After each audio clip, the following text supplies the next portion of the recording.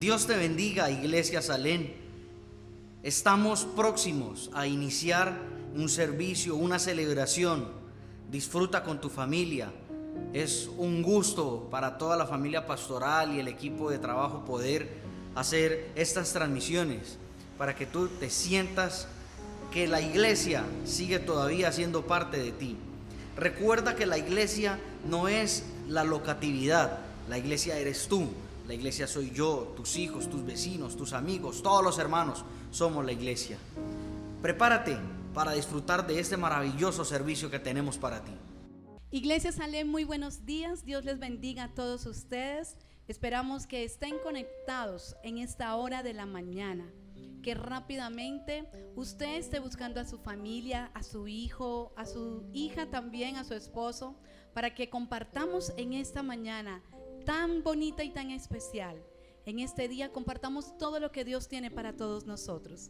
Y queremos dar inicio a esta celebración con este pasaje en la palabra del Señor, en el capítulo 61 del libro de los Salmos, y dice: oye, oh Dios, mi clamor, a mi oración atiende. Desde el cabo de la tierra clamaré a ti cuando mi corazón desmayare. Llévame a la roca que es más alta que yo, porque tú has sido mi refugio y torre fuerte delante del enemigo. Vamos a orar en esta mañana para darle gracias a Dios por todo lo que ha acontecido en nuestras vidas, porque Él, como dice su palabra, ha escuchado nuestro clamor, ha atendido la petición que le hemos hecho. Es nuestro refugio, es nuestra fortaleza. Nuestra esperanza está puesta en Él. Recuerda que su palabra dice que tú y yo somos prisioneros de esperanza. Padre, en esta hora te damos gracias por este día. En esta hora adoramos y bendecimos tu nombre. A ti sea la gloria por los siglos de los siglos, oh Dios. Camino y verdad, tú el agua del mar, tú mi Jesús, mi Salvador, tú mi buen pastor, tú me das la paz, tú mi consolador, tú mi Jesús, mi Salvador, tú mi amigo, mi Dios. Aun cuando miro hacia el cielo, veo tus ojos brillando, tu misericordia llena la tierra de tu amor. Mi Dios, te amo y te siento tan cerca de mí, Jesús. Te amo y te siento tan cerca de mí, tan cerca de mí. La la la la la la la la. Te adoramos, Dios. La la la la la la la la.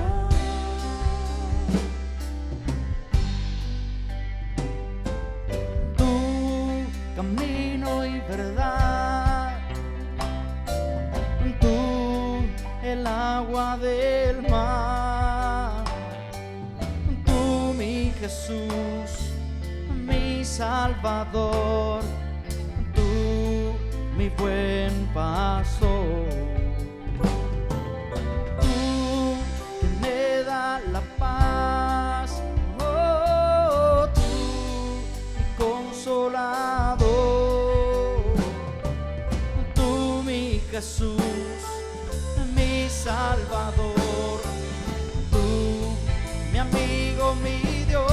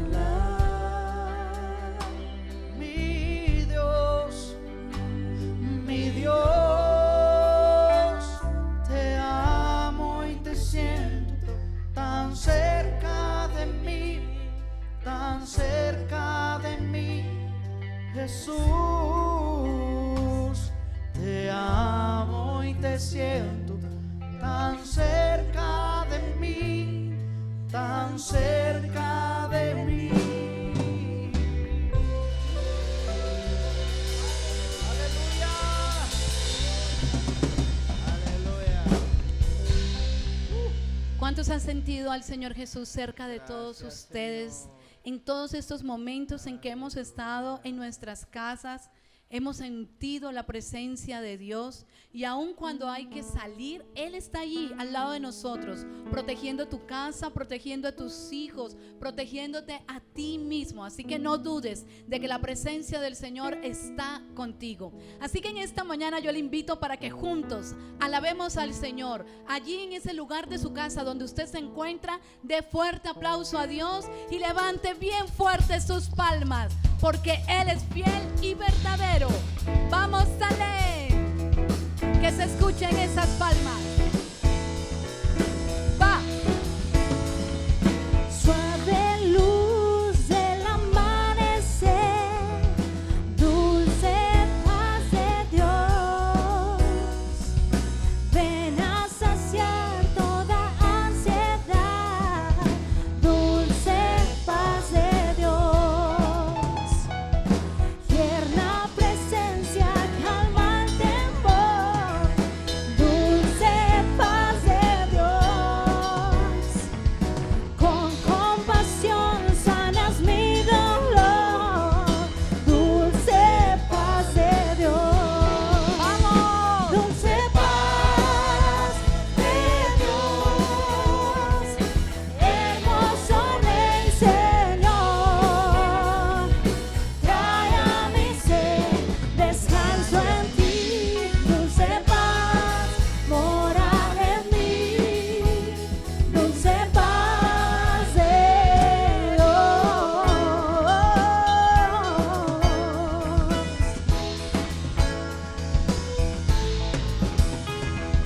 Paz que no puedo comprender, dulce paz de Dios, llena de nuevo mi corazón, dulce paz de Dios, dulce paz de Dios, hermoso Rey Señor, trae a mi ser descanso en ti, dulce paz mora en mí, dulce paz de Dios, dulce paz de Dios, hermoso Rey Señor, trae a mi ser descanso en ti, dulce paz mora en mí, dulce paz de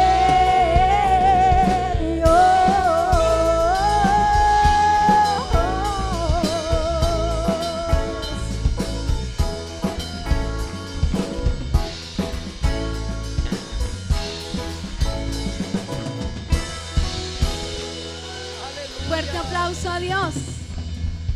Recuerda que la paz del Señor está en tu casa, está en todo lado por donde tú pasas, porque la paz del Señor está con nosotros. ¿Sabe dónde puede encontrar esa paz? En su palabra.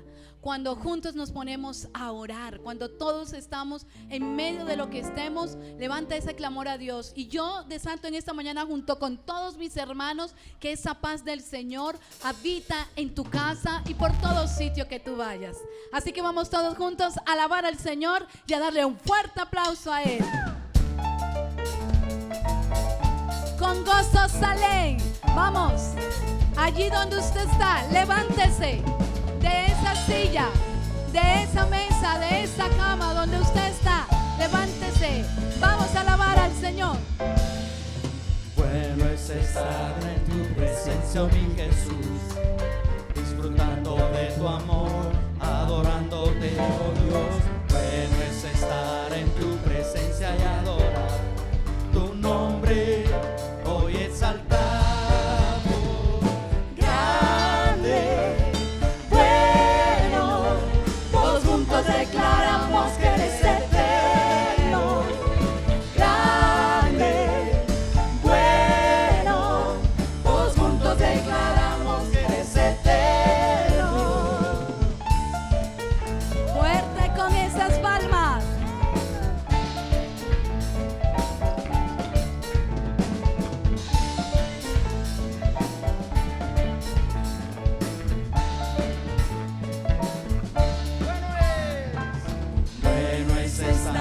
tu presencia, oh mi Jesús, disfrutando de tu amor, adorándote, oh Dios.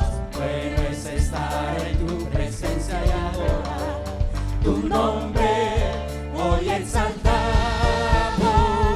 Grande, bueno, Todos juntos declaramos que eres eterno. grande, bueno, Todos juntos declaramos, todos juntos declaramos, todos juntos declaramos que eres eterno. Que se sienta ese gozo. Vamos. Va.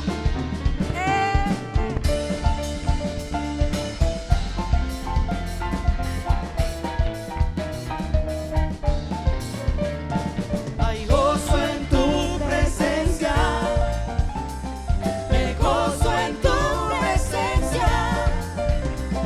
Hay gozo en tu presencia, me gozo en tu presencia. Hay gozo en tu presencia, me gozo en tu presencia. Hay gozo en tu presencia, me gozo en tu presencia. Grande, bueno, todos juntos declaramos que eres eterno.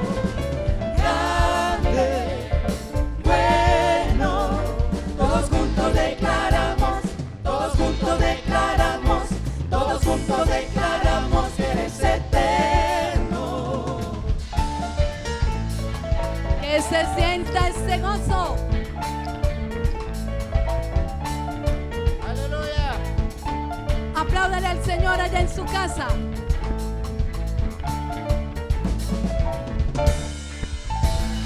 Fuerte ese aplauso a Dios. ¿Cuántos se sienten muy gozosos en esta mañana porque podemos alabar al Señor? Porque hasta allá donde usted está, hasta allá llega la presencia de Dios.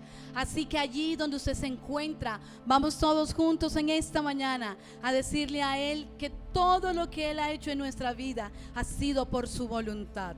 Que todo lo que sucede en nuestras vidas es para bien nuestro.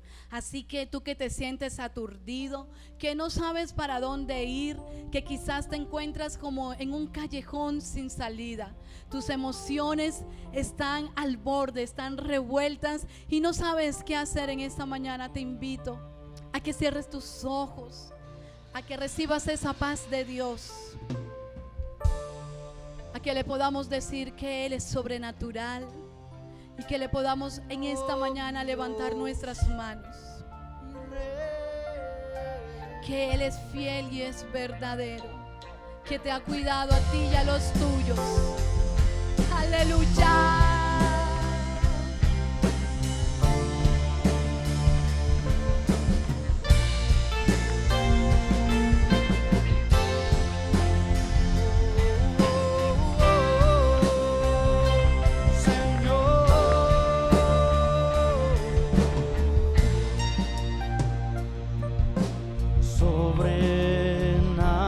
Sobrenatural, eres Dios sin igual, dueño del cielo y mar, sobrenatural.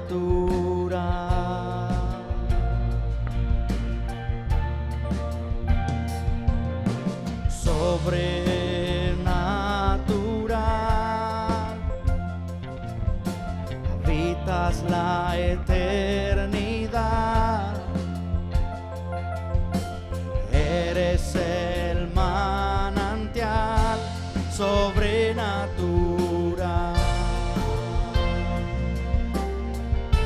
Levanta tus manos, iglesia. Dios de mi vida eres Dios, de los cielos eres Dios, de los mares eres Dios, sobre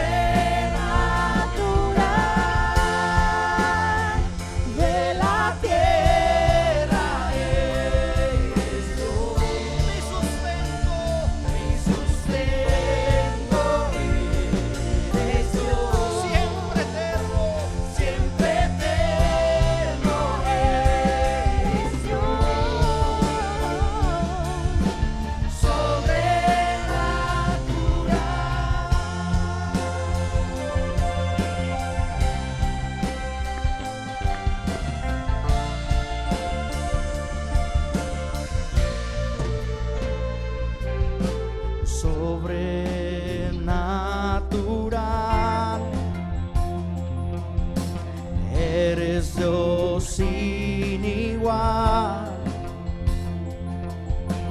dueño del cielo y mar, sobrenatural.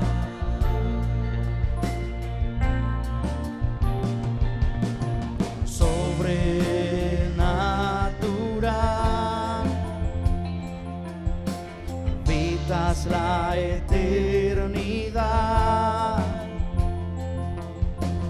eres el manantial sobrenatural.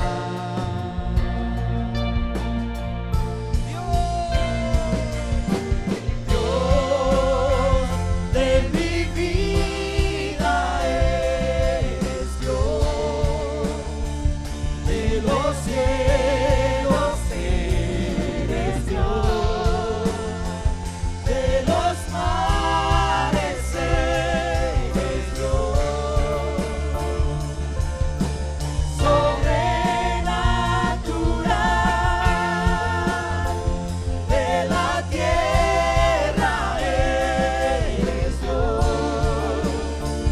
mi sustento eres Dios, siempre eterno eres Dios, sobrenatural.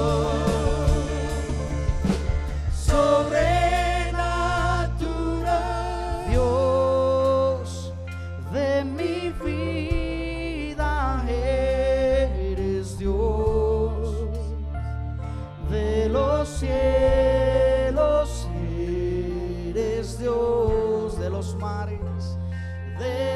mares eres Dios, sobrenatural, sobrenatural, de la tierra eres Dios, mi sustento eres Dios, siempre eterno eres Dios,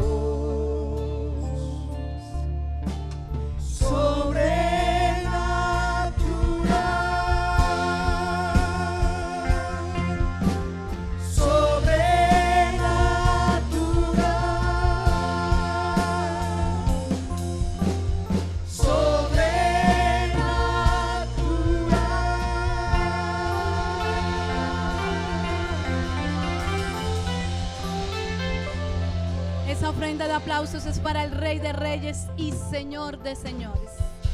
Aleluya. Hay una frase que dice que lo natural es andar en lo sobrenatural de Dios. Y toda esta temporada yo sé que tú has estado viviendo cosas sobrenaturales, porque el Señor ha abierto los cielos para bendecirte a ti y a tu casa. Así que los cielos están abiertos durante mucho tiempo, porque Él es fiel y verdadero. Qué bendición haber disfrutado de esta maravillosa alabanza.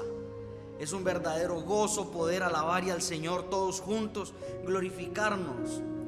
Pero no importa si estamos en la casa, si estamos en la iglesia, si estamos en un templo, si estamos independientemente del lugar, qué alegría es poder alabar y glorificar el nombre del Señor. Asimismo, con esta actitud, quiero orar por las necesidades de las personas. Quiero orar por tu vida, orar por tus finanzas. Las ofrendas es algo que nosotros damos al Señor de lo que Dios nos da a nosotros. No damos para que Dios nos dé más, ni damos para que Dios nos prospere más, sino que simplemente damos en gratitud a aquello que Dios nos ha dado, a aquello que Dios nos ha provisto. Cierra tus ojos allí donde estás, vamos a orar al Señor. Señor y Padre Celestial, gracias te damos por este día. Gracias, Señor, por la vida de mis hermanos, Señor. Súpleles, Dios, bendíceles de una manera especial, Señor, en todo lo que ellos emprendan, en todo lo que ellos quieran, Señor, en todo lo que ellos busquen. Bendice su entrar, su salir, su casa, Señor, que nunca falte el pan en sus alimentos, el pan en su casa, Señor, que nunca falte el alimento en sus casas, Dios. Bendíceles, Señor, en el nombre de Jesús. Amén y amén. Tu fidelidad es grande, tu fidelidad incomparable es. Nadie como tú, bendito Dios. Grande es tu fidelidad. Bendiciones, hermanos y hermanas. Hoy estamos muy contentos porque el pasado jueves tuvimos en la alabanza todo el ministerio en pleno y el domingo hoy pues ya por segunda vez. Debo aclarar que todos estamos sanos y que al ingreso a este lugar seguimos los protocolos de cuidado y de seguridad para evitar cualquier inconveniente. Estamos muy contentos por este reencuentro con el grupo de alabanza. Hoy, hermanos, quiero darles una palabra que el Señor ha puesto en mi corazón y que es necesaria debido al momento que estamos viviendo y tiene que ver con la iglesia y el contexto, iglesia y contexto. Así que quiero agradecerles de antemano por su disposición que han tenido para estar en el culto, para participar de él, y vamos a continuar en el mensaje, en esta segunda parte de nuestro culto. Vamos a orar. Padre, gracias porque tú eres quien nos habla, nos enseña, nos edificas y nos alimentas a través de tu palabra. Guíanos y dirígenos. En el nombre de Jesús, amén. Iglesia. La iglesia es el producto de la predicación del reino de Dios. Es entonces que nace del trono de Dios la decisión de reconciliarse, más bien de Dios reconciliar al hombre con él y de reconciliación. Entonces, cuando viene Jesús a esta tierra, ¿qué es lo que viene a predicar? El reino de Dios. ¿Pero qué es el reino de Dios? Es la buena voluntad de Dios dispuesta, invitando a la buena voluntad del hombre para que se una con la de él, porque cuando el ser humano une su voluntad, sincroniza su voluntad con la voluntad de Dios, entonces llega el reino de Dios. Y el reino de Satanás es lo contrario al reino de Dios, porque el reino de Satanás va en desobediencia, en mala voluntad. En cambio, el reino de Dios se sincroniza en buena voluntad. Esa es la razón de ser por lo cual el mensaje fuerte de Jesús no fue la iglesia, sino el reino de Dios. Y dice la palabra de Dios en el libro de los Hechos, el capítulo 1 y el versículo 3, que Jesús, después de que resucitó, se quedó 40 días con los discípulos enseñándoles acerca del reino de Dios. Es interesante porque el grueso del mensaje de Jesús fue el reino de Dios. Jesús anunciaba el reino de Dios y, como les dije, la síntesis del reino de Dios es reconciliación, comunión, sincronizar la voluntad de Dios con la voluntad del hombre. Ahora bien, las menciones que tenemos de iglesia hechas por Jesús son muy escasas. Mateo nos ofrece dos menciones, una en el capítulo 16, versículo 18 y sus alrededores por allí, y la otra Mateo 18, 16 o 15 en adelante. Quiero leer esta parte porque esto es lo que nos va a empezar a dar luz para el tema de hoy. Por tanto, dice Mateo 18:15, si tu hermano peca contra ti, ve y repréndele estando tú y él solos. Si te oyere, has ganado a tu hermano. Mas si no te oyere, toma aún contigo a uno o dos, para que en boca de 2 o 3 testigos conste toda palabra. Si no los oyere a ellos, dilo a la iglesia, y si no los oyere a la iglesia, tenle por gentil y publicano. De cierto os digo que todo lo que atareis en la tierra será atado en el cielo, y todo lo que desatéis en la tierra será desatado en el cielo. Otra vez os digo que si 2 de vosotros se pusieren de acuerdo en la tierra acerca de cualquiera cosa que pidieren, les será hecho por mi Padre que está en los cielos. Porque donde están 2 o 3 congregados en mi nombre, allí estoy yo en medio de ellos. Entonces se le acercó Pedro y le dijo: Señor, ¿cuántas veces perdonaría a mi hermano que peque contra mí? Hasta 7. Jesús le dijo, no te digo hasta 7, sino aún hasta 70 veces 7. Y luego sigue la parábola de los dos deudores. ¿De qué se trata este pasaje? Yo inicialmente creí que se trataba de iglesia, porque menciona iglesia en términos de congregación. Pero este pasaje no se trata de iglesia en términos de congregación, sino de iglesia en términos de procedimiento. Y el procedimiento tiene que ver con un detalle que se va a ver en todo el capítulo 18 de Mateo. Y ese detalle se llama relaciones afectivas significativas. Dicho en otras palabras, comunión saludable. ¿Cuál es el problema que se empieza a evidenciar en Mateo 18 comenzando el pasaje? Es un problema que se estaba dando entre los discípulos porque en el grupo de los 12 se empezó a generar un ambiente de rivalidad, de discordia, de discusión sobre quién iría a ser el sucesor en el liderazgo cuando Jesús cumpliera su misión en la tierra y fuera llevado al Padre. Entonces entre ellos se empezó a generar cierta rencilla y Jesús les dijo, no debe ser así. Entre vosotros el que quiera ser el mayor será el servidor de todos. Y en ese contexto encontramos otra parábola, otra enseñanza como la de la oveja perdida, y luego viene esto. Pero esto es un procedimiento y este procedimiento tiene que ver con un mandamiento de no dar falso testimonio.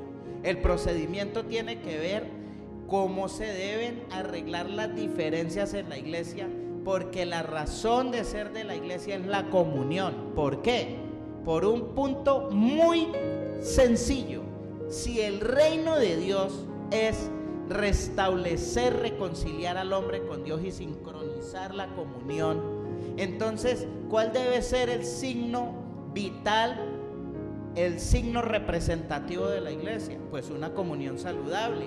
Entonces, en este pasaje es que se habla del procedimiento para que la comunión sea saludable, y dice, resulta que hay 2 o 3 hermanos que son testigos porque se dieron cuenta de que hay diferencias entre hermanos de la iglesia.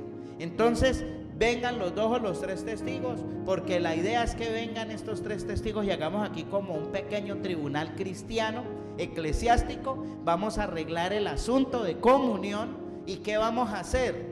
Pues entonces, como el hermano dice la verdad, porque el testigo es el que percibió a través de los sentidos lo que es hecho cierto, entonces el uno le va a dar su testimonio, el otro va a dar su testimonio, se van a poner de acuerdo. ¿Por qué? Porque no es que se ponen de acuerdo para caerle a favor de uno o señalar al otro, sino que están diciendo la verdad. Entonces, conforme dan el testimonio en verdad, se arregla el asunto, se acabó el problema y todos contentos, para que no se dañe ¿qué? La comunión. Entonces, ¿qué es la iglesia?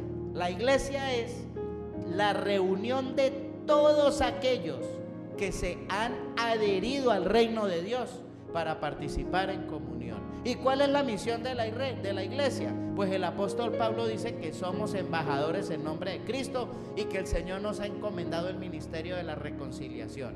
Así que la iglesia sigue testificando del reino, y cuando una persona se convierte, lo que hace es reconciliarse con Dios, y el reino de Dios ha llegado a esa vida.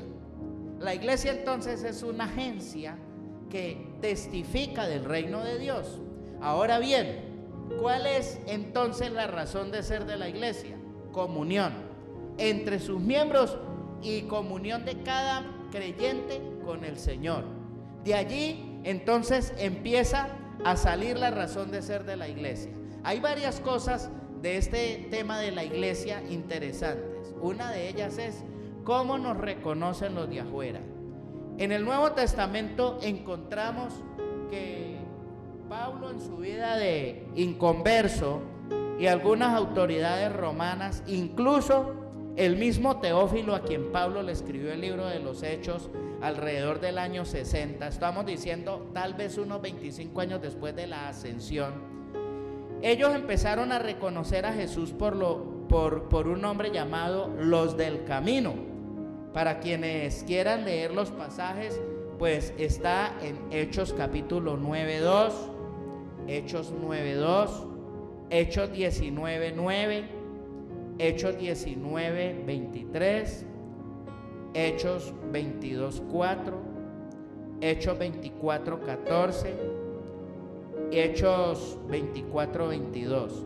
Quiero leer Hechos 24:22 que dice: entonces Félix, oídas estas palabras, estando bien informado de este camino, les aplazó diciendo: cuando descendiere el tribuno Lisias, acabaré de conocer de vuestro asunto. Fíjense que Félix se documentó acerca de esto llamado el camino. Esta era una forma como reconocían los de afuera de la iglesia. Entonces a la iglesia se le reconoce por lo que cree, por lo que hace, por la forma como se reúnen, por la forma como se comportan. Hay una manera interna de nosotros reconocernos, hay otra manera que los de afuera nos reconocen. ¿Qué más? Por la manera como se congregan. Pero ¿qué es lo que hace que la iglesia tenga lo que realmente busca el Señor? El Señor le dijo a la mujer samaritana: el Padre busca adoradores que le adoren en espíritu y en verdad. Pero realmente, ¿en qué se resume todo eso? En comunión. Entonces, cuando la iglesia tiene comunión, por eso el Señor dijo: lo que dos o tres pusieren de acuerdo, porque lo que el Señor estaba salvaguardando con ese procedimiento era ¿qué? La comunión. Bueno, los hermanos del primer siglo, los creyentes del primer siglo fueron llamados de muchas maneras: los del camino, cristianos, discípulos. ¿A qué se debió todos estos nombres? Bien sea a las formas como se reunían, a la doctrina, a lo que predicaban, a lo que testificaban. Hay un hecho muy importante, muy curioso, y es que tiene que ver con el camino. En los días del Nuevo Testamento, el Imperio Romano era muy fuerte, y hay una frase que se acuñó para aquellos días que decían: todos los caminos conducen a Roma, porque se hicieron vías de acceso al imperio, y todo lo que tiene que ver con la Palestina era vía terrestre hasta el norte, digamos, de lo que es la Palestina, para llegar a Roma, para llegar a Europa y toda la cuenca del Mediterráneo. Y había mucho flujo de comercio, y entre ellos muchos de estos comerciantes eran judíos, pero no solo eran judíos, sino eran creyentes que se habían convertido el día del Pentecostés. Entonces, ¿qué pasó? Estos creyentes hablaban del evangelio, y una de las cosas que ellos decían era: Jesucristo es el camino, la verdad y la vida. ¿Y de qué hablaban? De la vida eterna, de la salvación, del reino de Dios, de la reconciliación, de volver a la comunión con Dios. Es quizá por esto que se llamen los del camino. Pero hay algo que a mí me parece curioso, y les voy a contar lo que nos dice la historia. Dice la historia que los cristianos se identificaban con el pez, y esto tiene que ver con un acróstico que significa iptis, que en castellano se refiere, es un acróstico que se refiere a Jesús Cristo, Hijo de Dios, Dios Salvador. Jesús Cristo, Hijo de Dios Salvador. Y se cree entonces que un creyente que andaba por alguno de aquellos caminos de Roma, de pronto hacía la primera parte del pescadito, una curvita, y estaban pendientes en el ir y venir de los caminos a ver quién llegaba entonces y qué completaba el pescadito. Entonces ya eran 2 o 3 hermanos que se reunían, porque también el lugar de reunión tiene que ver, la forma de reunión. El libro de los Hechos dice que los hermanos se reunían en las casas, pero hay un pasaje aquí en Hechos 16:13 dice: y un día de reposo salimos fuera de la puerta junto al río, donde solía hacerse la oración, y sentándonos hablamos a las mujeres que se habían reunido. Fíjense que se reunieron junto al río. La Biblia dice en Hechos 3 que Pedro y Juan iban al templo a orar. Entonces los hermanos se reunían a orar. Pero ¿qué era la razón de ser de cualquier reunión? La razón de ser de cualquier reunión se resume en una palabra: comunión. ¿Qué es lo que realmente hace la iglesia? La comunión. Ahora bien, hay otras cuestiones que hacen que la iglesia se reconozca como iglesia, y son las doctrinas. ¿Cuáles son las doctrinas que nos unen con los hermanos de Europa, con los hermanos de Sudamérica, con los hermanos de Norteamérica, de Centroamérica? A la cristiandad, a la mayoría de la cristiandad, ¿qué nos une? Pues que celebramos la Santa Cena, que esperamos la segunda venida de Cristo, que creemos que sin santidad nadie verá al Señor, que creemos que la palabra de Dios es inspirada y es regla de fe y conducta superior a la conciencia. Creemos entonces que la palabra es útil para enseñar, para corregir, bueno, y otras prácticas del canon doctrinal. Esto hace que nos una la doctrina y que tengamos comunión.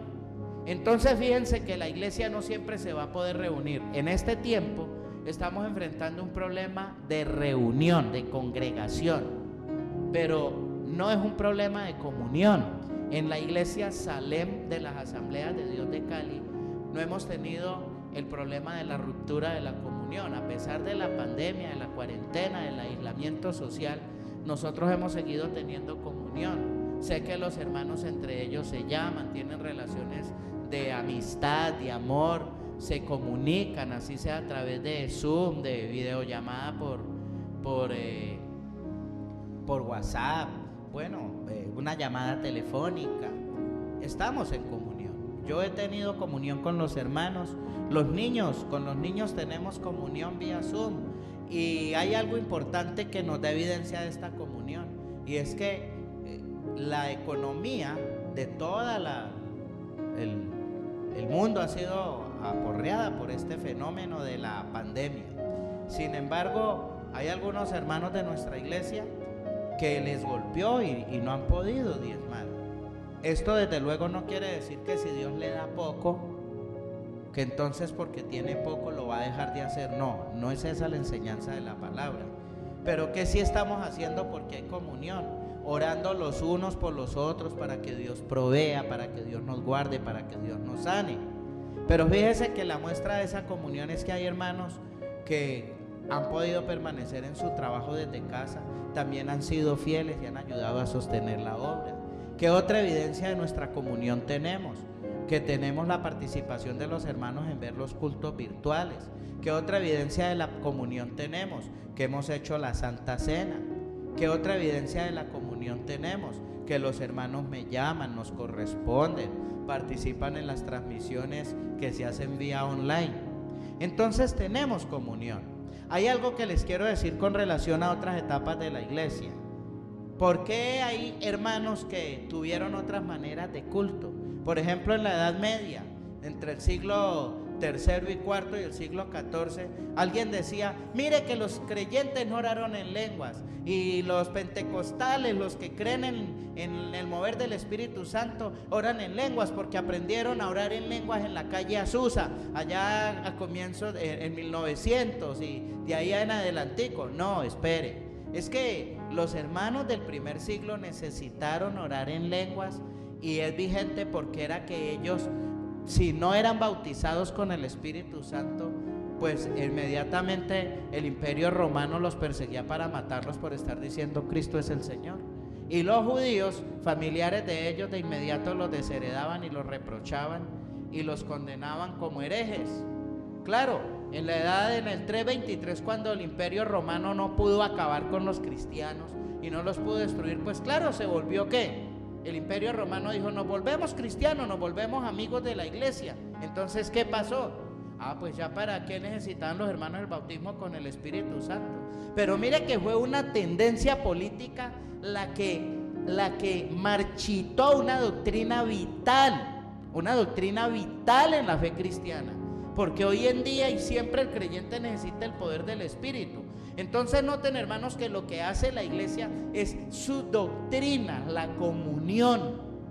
Pero fíjese cómo los momentos sociopolíticos inciden en la iglesia.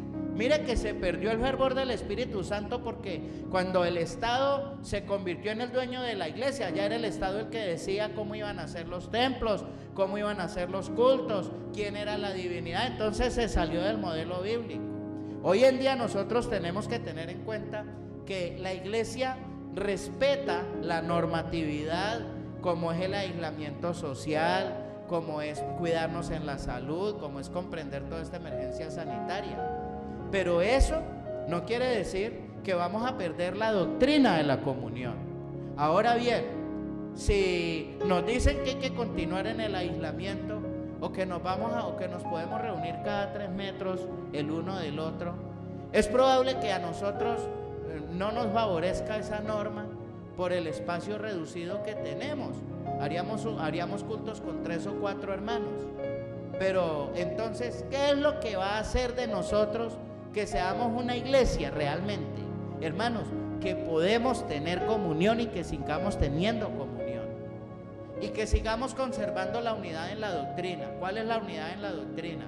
Bueno, solícitos en guardar la unidad del Espíritu, hacer morir por el Espíritu las obras de la carne, vivir una vida de santidad, predicar del Evangelio de salvación, porque la iglesia no es estas paredes donde estoy yo, que se llama templo, y un poco de gente ahí sentada.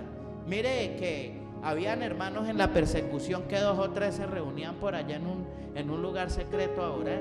Ahí estaba, quizá cuando el Señor dijo donde hubieren 2 o 3 congregados, quizá esa palabra alcance a tener también esa connotación. La connotación primaria del pasaje era procedimiento para no dañar la comunión, pero quizá también aplica para esto, porque donde haya 2 o 3, allí está el Señor en medio de ellos, porque ya hay comunión. Entonces, la razón de ser de la iglesia es la comunión. ¿Y qué es lo que debemos mantener en este tiempo de cuarentena, mis hermanos? En este tiempo de aislamiento, la comunión. Ya los lugares, ya donde nos podamos reunir, cómo nos podamos reunir, hermanos, eso ya lo manejaremos y eso ya será circunstancial, y eso no nos debe definir a nosotros como iglesia. Lo que nos debe definir a nosotros como iglesia es que seguimos creyendo que somos lavados por su sangre, seguimos creyendo que Él vendrá, seguimos creyendo que cada día estamos comprometidos con blanquear nuestras vestiduras espirituales. ¿Cómo? Haciendo morir las obras de la carne en el poder del Espíritu, lavándonos en la palabra, amando a nuestros hermanos, perdonando las debilidades de unos y otros para que no entremos en conflicto y ese conflicto vaya a matar entre nosotros el amor de miembros del cuerpo de Cristo. Así, mis amados hermanos, que la iglesia, a través de la historia y de su contexto, no la hace un local que se llama templo. Lo que hace que la iglesia sea la iglesia es la comunión en la doctrina y el amor que podamos tener unos con otros, y que podamos, hermanos, todos participar del sostenimiento ministerial. Porque si ustedes nos sostienen y nos apoyan y nos ayudan, hermanos, pues nosotros podremos estar direccionando nuestras relaciones de amor y de comunión, preparando todo esto que estamos haciendo, y seguiremos, hermanos, en la labor de predicar el Evangelio a través de los medios y de alistarnos hasta la venida del Señor. De aquí en adelante, mis hermanos, entonces, ¿qué les digo? La razón de ser de la iglesia desde que el Señor la estableció se llama comunión. Por eso fue que Jesús, antes de ascender, hizo esas oraciones tan importantes y dijo allá en Juan que 14, 15, 16, 17, donde ora al Padre y le dice a sus discípulos: sean uno, solícitos en guardar esa unidad, Padre, que ellos sean uno como tú y yo somos uno. Pero también allá el Señor dice: no te pido que los quites del mundo, sino que los guardes del mal. Y estamos viviendo tiempos, hermanos, donde no pensamos que tan rápido nos iban a llegar este aislamiento y que no nos íbamos a poder congregar. El 12, el 10 de marzo, y recién habíamos empezado el año cuando todo el mundo para su casa. Llegó otro modelo de congregación, pero la comunión en el Espíritu sigue siendo ¿qué? La misma, mis amados. Así que hoy, ¿qué necesitamos mantener? La comunión, el apoyo por nuestra iglesia, la unidad. Los hermanos que han entrado en debilidad financiera, estamos orando todo como iglesia para que el Señor les restaure, pero creemos que es importante este paso de fe y de obediencia para que la iglesia podamos tener los recursos que necesitamos para seguir haciendo el culto desde esta forma, para tener así sea una sede donde hacer nuestras grabaciones, donde congregarnos cuando llegue el momento de congregarnos, porque necesitamos nuestra sede para congregarnos. Pero por ahora, hermanos, solícitos en guardar la unidad y la comunión, seguir apoyándonos con los recursos, seguir difundiendo el mensaje, seguir testificando de Cristo. Porque esta pandemia, esta crisis, no puede acabar con la iglesia. Quizá nos ponga el desafío de tener otras formas de reunión y de congregación. Pero ¿qué es lo que sí es seguro? Que vamos a ser más fuertes en la comunión, en la unidad de la fe y en el espíritu y en la doctrina. Así que, mis amados hermanos, este es el mensaje: solícitos en guardar la unidad y la comunión, porque la iglesia no la hace ni un lugar, ni la iglesia la hace que nos podamos reunir cada 3 días. La iglesia la hace la comunión que tenemos en el espíritu. En todos los lugares del mundo donde se reúnen en espíritu los adoradores a alabar al Padre en espíritu y en verdad, y desde las casas. ¿Y por qué no decirlo? Tal vez no llegue el momento en que podamos estar en las casas de algunos de ustedes teniendo un culto familiar, y esa es otra manera de congregación de iglesia. En el momento en que se vayan dando las condiciones, que las autoridades los permitan, que ustedes también vean que hay un ambiente de confianza, que no hay temor, que no hay incertidumbre, porque nosotros sí creemos que debemos fortalecer nuestra comunión. Y bíblicamente, ¿cómo fue que la iglesia se empezó a fortalecer? Eso sí está en el libro de los Hechos, en las casas. Así que si volvemos a las casas, hermanos, allá hay una enseñanza básica bíblica, una iglesia que se empezó a fortalecer en las casas. Oro al Señor, hermanos, para finalizar esta palabra, y recuerden, ¿qué es lo que realmente conforma o constituye a la iglesia? La comunión. ¿Y qué es lo que realmente caracteriza a la iglesia? Su misión, que es que testificar del reino de Dios y predicar para que todo aquel que en el Señor cree no se pierda, mas tenga vida eterna. Padre, gracias por mis hermanos, gracias por tu iglesia. No estoy ahora aquí dirigiéndome a un grupo de personas en sí. Tal vez muchos hermanos de otras naciones, de otros lugares, o tal vez personas que llegan a esta transmisión y deciden rendir sus vidas a Cristo, desde ya empiezan a ser parte de tu cuerpo. Me refiero a tu iglesia, a todos los que hemos decidido tener comunión íntima contigo, comunión en santidad, comunión de amor con nuestros hermanos para perdonar sus debilidades y amarlos por encima de sus defectos. Esa comunión de amor, Señor, que es lo que realmente caracteriza a la iglesia. Te pido, Señor, que esa comunión nunca se dañe, porque esa será la razón de ser por la cual tú vendrás a levantar a tu pueblo. Y aquellos que murieron en la bendita esperanza, tú los levantarás para tener una gran reunión de comunión contigo, eternamente y para siempre. Amén y amén. Así, mi amada iglesia, que les bendigo en el nombre del Señor. Le damos gracias al Señor por esta palabra tan hermosa que nos permitió recibir hoy. Una palabra de triunfo, una palabra de bendición, una palabra que nos desafía cada día a ser mejores. Esperamos que este servicio, que esta celebración haya sido de un gozo para tu vida. Vienen cosas nuevas, vienen cosas grandes. Sigamos orando, sigamos buscando, sigamos clamando la presencia del Señor. Hasta una próxima oportunidad. Que Dios te bendiga, Salem.